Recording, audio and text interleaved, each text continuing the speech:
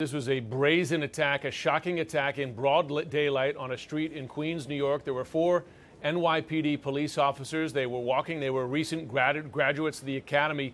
Someone asked them to stop to take a photograph. They stopped, and this is when this man who you've seen in that video came up and attacked them. The police do not believe that the person who asked them to stop to take that photograph involved in any way. In fact, he's been cooperating with them. But as you can see in that video, then he came up swinging that axe. As he did, he managed to hit one of the policemen in his arm, the other one, unfortunately, in his head. And it's that police officer who's now in critical condition.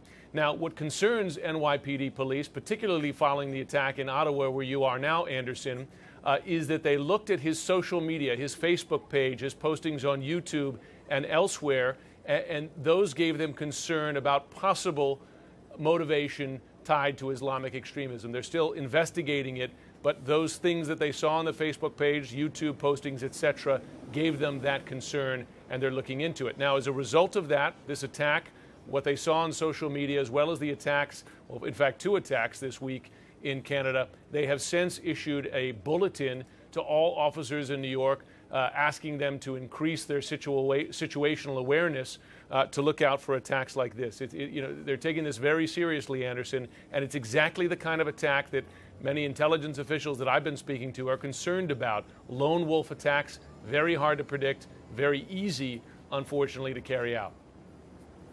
Yeah, I mean, we've been talking about the threat of this for quite a while now.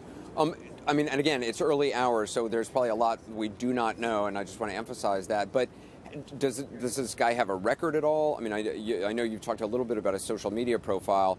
Do we know if he has a record, if he has a mental health history or anything like that? We don't know yet. He did have ID on him, and remember, the police officers shot him afterwards. They shot him dead, in fact, after the attack. He did have, I'm told, ID on him, but police are working to confirm that idea so that they know that it is him. These are the questions, and you're right to say that it is early, because based on that name, they've looked at those social media pages, but they still have to 100% confirm that that is the guy they're talking about. So I do think we should urge caution here, but I'll tell you, enough concern from police that they immediately issued that bulletin to other officers to look out for attacks like this.